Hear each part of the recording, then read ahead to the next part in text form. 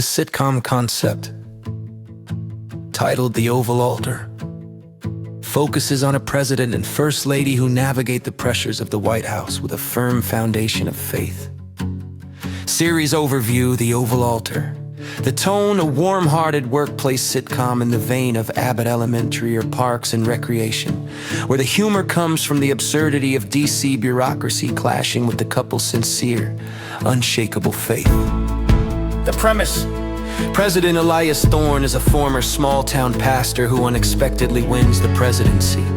He and his wife Grace are determined to lead with prayer and policy, much like 1 Timothy 2:1-4 suggests, praying for wisdom to lead peaceful and dignified lives.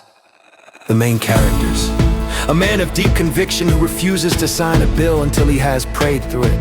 His catchphrase, often said to stressed-out staffers, is, "The policy is the plan, but the prayer is the power."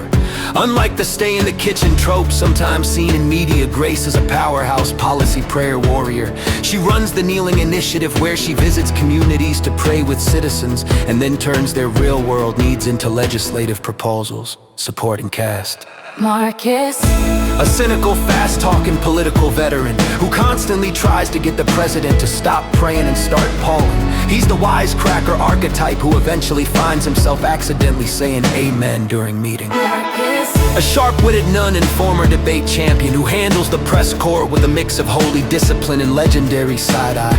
A Gen Z tech genius who is constantly trying to make the president's morning devotionals go viral on TikTok. In this episode of The Oval Altar, the clash between political precision and pastoral passion takes center stage. State of the Soul Address. It's the week of the State of the Union. The Chief of Staff, Marcus, has prepared a 45-page, data-heavy monster of a speech filled with GDP projections and infrastructure subclauses. President Elias Thorne, however, feels the speech lacks spirit. He decides to scrap the data for a testimony-led address focused on national reconciliation and hope.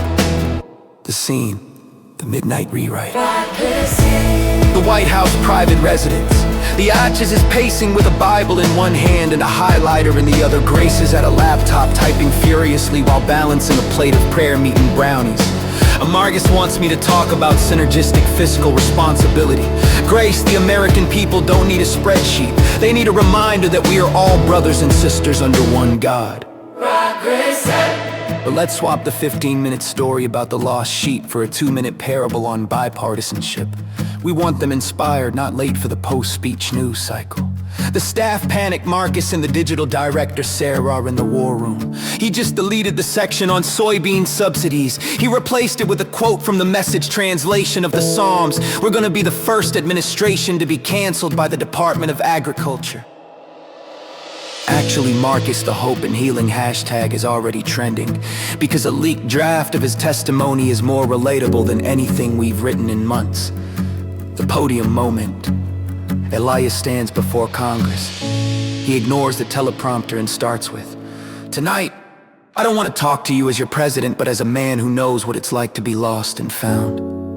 The episode ends with a mock and entry-style confessional, where Grace admits she accidentally deleted the soybean subsidies section herself to give Elias more time for the closing prayer.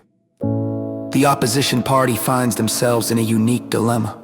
How do you attack a man who just gave a sermon instead of a speech? The opposition's reaction: the begrudging respect.